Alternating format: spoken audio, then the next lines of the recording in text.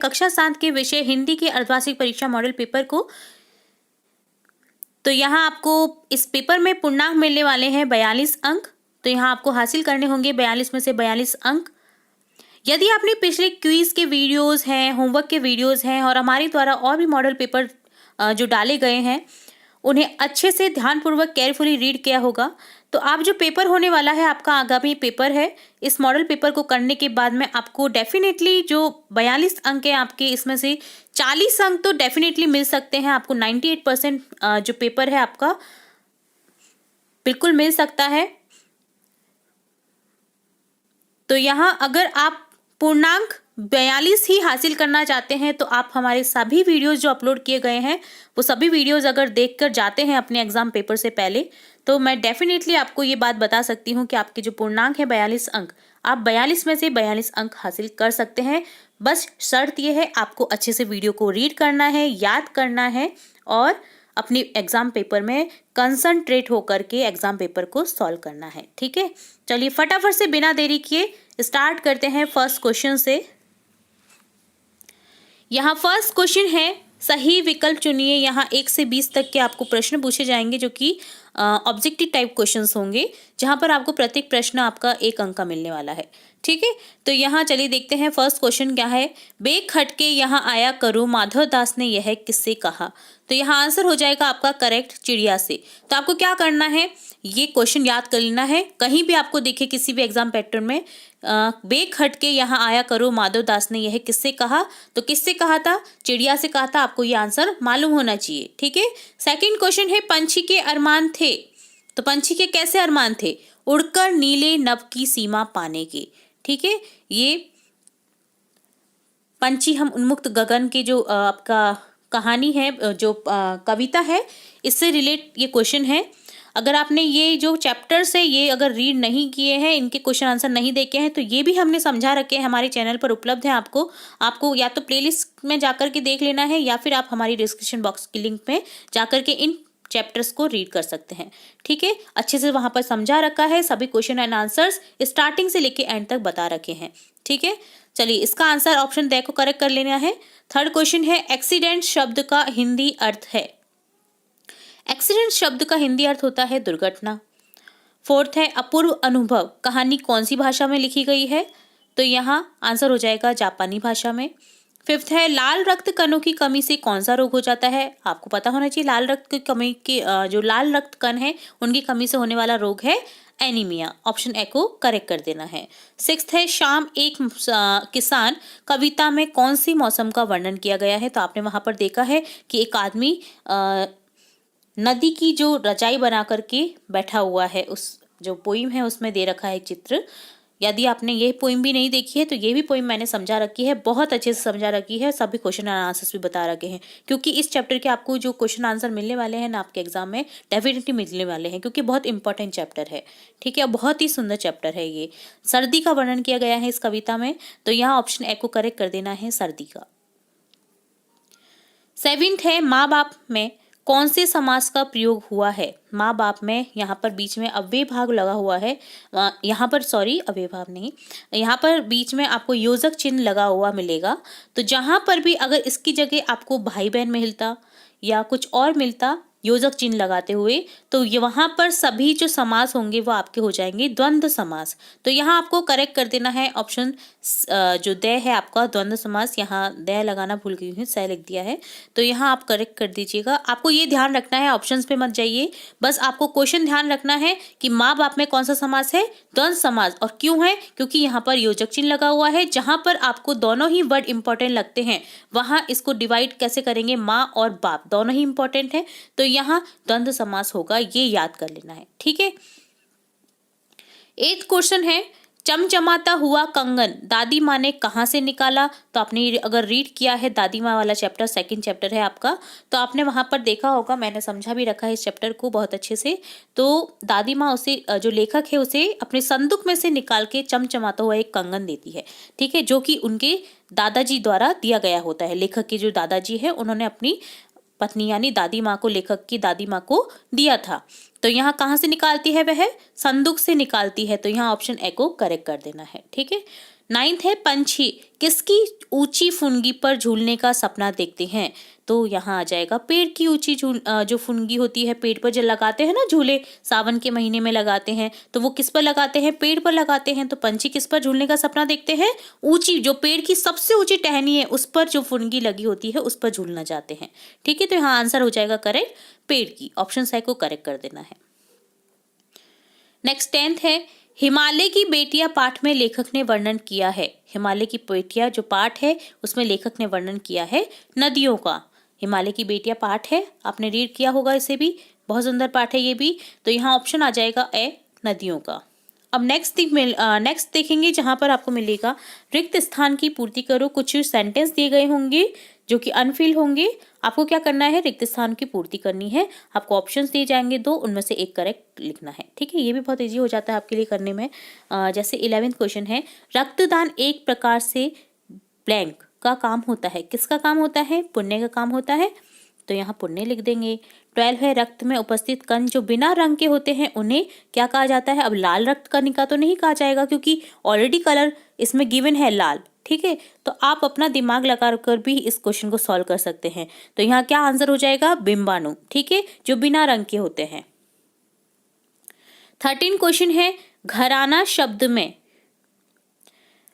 रिक्त स्थान प्रत्यय का प्रयोग हुआ है। अब यहाँ अलग अलग करेंगे ना हम, तो यहाँ क्या हो जाएगा घर प्लस आना। तो यहाँ प्रत्यय कौन सा हो जाएगा, आना। घर क्या है, आगे जो लग गया है ये उपसर्ग का काम कर रहा है, हालांकि उपसर्ग नहीं होता है घर। जो आप इसे विच्छेद करेंगे तो घर प्लस आना मिलेगा, हमें यहाँ प्रत्यय मिलेगा जो कि हो जाएगा आना। प्रत्यय क्या होता है, शब्द के पीछे लगते हैं। ठीक है, तो पीछे यहाँ कौन सा शब्द है, आना। ठीक है, 14 है पंखों की होड़ा होड़ी का अर्थ एक दूसरे से आगे रिक्त स्थान की चाह होता है। अब क्या होड़ा होड़ी होती है, किसी से हम होड़ा होड़ी करते हैं ना कि मैं आगे जाऊंगा, तो आगे बढ़ने की होड़ा होड़ी होती है। तो यहाँ क्या आ जाएगा, घटने तो नहीं हो सकता है, तो यहाँ बढ़ने ही होगा, तो यहाँ बढ़ने लिख देंगे, बढ़ने की चाह होती है। 15 है मुरली वाला पहले रिक्त स्थान बेचने आया करता था। तो यहाँ क्या बेचने आया करता था मुरली वाला, पहले खिलौने बेचने आया करता था। कचौड़ी तो बेचता नहीं था ना मुरली वाला पहले मिठाई वाला हुआ करता था और खिलौने बेचने वाला होता था। ठीक है, तो यहाँ खिलौने लिख देंगे। ठीक है, खिलौने बेचने आया करता था। नेक्स्ट है संज्ञा के स्थान पर काम आने वाले शब्दों को क्या कहते हैं। तो संज्ञा के स्थान पर जो काम आने वाले शब्द होते हैं उन्हें कहते हैं सर्वनाम। ठीक है, तो यहाँ हो जाएगा सर्वनाम, जो विशेषता बताते हैं उसे विशेषण कहते हैं। ठीक है, और संज्ञा के स्थान पर मैं, तुम, पर, वे, ये जो यूज होते हैं ये क्या हो जाएंगे, सर्वनाम होते हैं। तो यहाँ सर्वनाम लिख देंगे। यहाँ लिखना फिर भूल गई हूँ तो आप लिख दीजिएगा सर्वनाम। नेक्स्ट है शब्दों के अर्थ लिखो। यहाँ आपको कुछ शब्द दिए जाएंगे जिनके आपको अर्थ बताने हैं। 17 है नीड़। नीड़ का क्या अर्थ होता है, गाँवों में बहुत जगह बोला जाता है नीड़ बना रखा है, यानी घोंसला बना रखा है। ठीक है, 18 है विशाल। विशाल यानी बहुत बड़ा, विशाल है, तो मतलब बड़ा अर्थ हो गया इसका। 19 है खत। हम किसी को खत लिखते हैं ना, तो खत को क्या बोलते हैं, पत्र बोलते हैं। 20 जो पुराने जमाने के गाने हैं उनमें खत ही लिखा करते थे। ठीक है, तो यहाँ इससे हिंट याद करिएगा, खत क्या होता है, पत्र। 20 है जोखिम। जोखिम से भरा रास्ता है, यानी खतरे से भरा रास्ता है, तो यहाँ इसका अर्थ क्या हो जाएगा, खतरा। ओके, चलिए नेक्स्ट देखेंगे प्रश्नों के उत्तर लिखो। यहाँ आपको कुछ प्रश्न दिए जाएंगे जिनके आंसर करने हैं। 21वां प्रश्न है नदियाँ हमारे लिए किस प्रकार लाभदायक हैं। तो नदियाँ हमारे लिए लाभदायक है, जैसे नदियों से जीवन पृथ्वी पर हरा भरा है। नदियाँ हमें जीवित रहने के लिए जल प्रदान करती है। नदियाँ अपने साथ गंदगी को बहाकर ले जाती हैं। ठीक है, ये जो आपका हिमालय की बेटियां हैं उसमें से लिया गया जो क्वेश्चन है। ठीक, 22 क्वेश्चन है आपका निम्न मुहावरों का वाक्य में प्रयोग करें। जैसे आंखों का तारा होना, राम अपनी माँ की आंखों का तारा है, बहुत प्यारा होना यानी। ठीक है, रो रो कर बुरा हाल होना, बच्चे का भूख के मारे रो रो कर बुरा हाल था। ठीक है, नेक्स्ट यहाँ देखेंगे आपकी माँ के बीमार होने के कारण 2 दिन के अवकाश हेतु अपने प्रधानाध्यापक जी को प्रार्थना पत्र लिखो। तो यहाँ आपको प्रार्थना पत्र लिखना है, माँ के बीमार होने के कारण आपको 2 दिन का अवकाश चाहिए। ठीक है, तो प्रार्थना पत्र लिखेंगे, सेवा में श्रीमान प्रधानाध्यापक महोदय, राजकीय उच्च प्राथमिक विद्यालय। यहाँ अगर आपको स्कूल का नाम दे रखा होगा तो आपको स्कूल का नाम लिख देना है, नहीं तो आप एज इट इज लिख सकते हैं। अगर आपकी अवकाश जो आएगा प्रार्थना पत्र माँ की बीमार होने पर अगर आए तो, ठीक है। यहाँ पर आपके लिए प्रार्थना पत्र जो है वो अवकाश लेने हेतु भी आ सकता है, भाई बड़े भाई की शादी हेतु जो आप अवकाश ले रहे हैं उसके पर्पज से भी आ सकता है, या फिर कोई आवश्यक कार्य करने हेतु भी आपका प्रार्थना पत्र आ सकता है। अगर ये सब आपको प्रार्थना पत्र देखने हैं तो ये भी हमारे चैनल पर अलग से हमने प्रोवाइड करवाए हैं, तो आप वहां जाकर के उन प्रकाश जो हेतु जो प्रार्थना पत्र लिखे जाते हैं उन्हें आप देख सकते हैं। तो अगर आप 2-3 प्रार्थना पत्र जो हमने दे रखे हैं हमारे चैनल पर, अगर इन्हें भी रट कर जाएंगे ना तो आपको डेफिनेटली एक प्रार्थना पत्र तो मिलने ही वाला है, ठीक है। तो याद कर लीजिए बिल्कुल, क्योंकि ये जो लास्ट के क्वेश्चन होते हैं ना ये 5-5 नंबर के होते हैं, तो इन्हें करना बहुत इंपॉर्टेंट हो जाता है, ठीक है।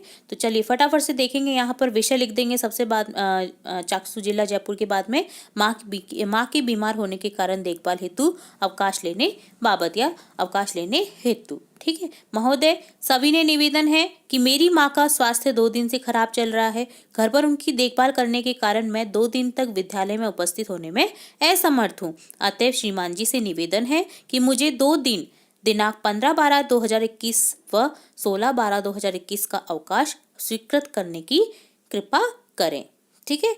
अब यहाँ 22 साल में आप लिख देंगे दिनांक, 14 तारीख लिखेंगे क्योंकि 15-16 को तो आपको छुट्टी चाहिए, ठीक है। तो 14 तारीख को आपने ये पत्र लिखा है तो यहाँ डेट लिख देंगे जिस भी तारीख को आप पत्र लिख रहे हैं, और यहाँ पर आपका आ जाएगा आपका आज्ञाकारी शिष्य नाम आ जाएगा, कक्षा 7 आ जाएगा। और अगर आपको दे रखा है कि गिवन है यदि आप शिष्य हैं तो यहाँ लिख दीजिए आपकी आज्ञाकारिणी शिष्य नाम आ जाएगा, आपका कक्षा लिख देंगे, ठीक है। तो इस तरह से अगर आपको गिवन है शिष्य या शिष्या में से तो वो लिख दीजिए, अगर और नहीं गिवन है तो अगर आप लड़के हैं तो शिष्य लिख दीजिए और लड़की हैं तो शिष्या लिख दीजिए, आज्ञाकारिणी लिखना ना भूलें, ठीक है। चलिए देखते हैं नेक्स्ट क्वेश्चन। नेक्स्ट क्वेश्चन है आपका यहाँ, शाम एक किसान कविता में क्या महत्व बताया गया है। तो यहाँ महत्व बताया गया है शाम एक किसान में प्रकृति के महत्व को बताया गया है। इसमें यह कविता प्रकृति के महत्व को बनाए रखने का संदेश देती है। बाकी अगर डिटेल में बात करें तो कवि ने किसान के रूप में यहाँ जाड़े की शाम के प्राकृतिक दृश्य का चित्रण किया है। इस प्राकृतिक दृश्य में पहाड़ बैठे हुए एक किसान की तरह दिखाई दे रहा है। आकाश उसके सिर पर बंद लिफाफे के समान, पहाड़ के नीचे बहती हुई नदी घुटनों पर रखी चादर सी, पलाश के पेड़ों पर खिले खिले लाल फूल जलती अंगीठी के समान लग रहे हैं। पूर्व क्षितिज पर घना होता अंधकार झुंड में बैठी भेड़ों जैसा लग रहा है। पश्चिम दिशा में डूबता सूरज चिलम पर सुलगती आग की भांति लग रहा है। यह पूरा दृश्य शांत है। अचानक मोर बोल उठता है, मानो किसी ने आवाज लगाई, सुनते हो। इसके बाद यह दृश्य घटना में बदल जाता है। चिलम उलट जाती है, आग बुझ जाती है, धुआं उठने लगता है, सूरज डूब जाता है, शाम ढल जाती है और रात का अंधेरा छा जाता है। तो इस तरह से इस कविता में बहुत ही मनोहर वर्णन किया है प्रकृति का, ठीक है। तो ये था आपका शाम एक किसान कविता के महत्व के बारे में आंसर, ठीक है। इसके अलावा आपको यहाँ पर एक पैराग्राफ भी मिल सकता है। आपको एक पैराग्राफ दे दिया जाएगा और सिंपली उससे रिलेटेड क्वेश्चन दिए जाएंगे, 2-3 क्वेश्चन दिए जाएंगे जिनके जो आंसर है आपको उसी पैराग्राफ में मिलने वाले हैं, ठीक है। तो ये इस तरह से आपका ये पेपर आएगा। आपको 28 क्वेश्चन मिल सकते हैं इस पेपर में, पूरे पेपर में। तो यहाँ इसके अलावा आपको एक पैराग्राफ भी मिल सकता है जहाँ पर आपको उसी से रिलेटेड क्वेश्चन पूछे जाएंगे। आप इजीली उस पैराग्राफ में से ही आंसर लिख दीजिए और आपका पेपर सॉल्व हो जाएगा, ठीक है। तो इस तरह से हमने आपको बताया है कक्षा 7 के विषय हिंदी का कंप्लीट अर्धवार्षिक परीक्षा मॉडल पेपर।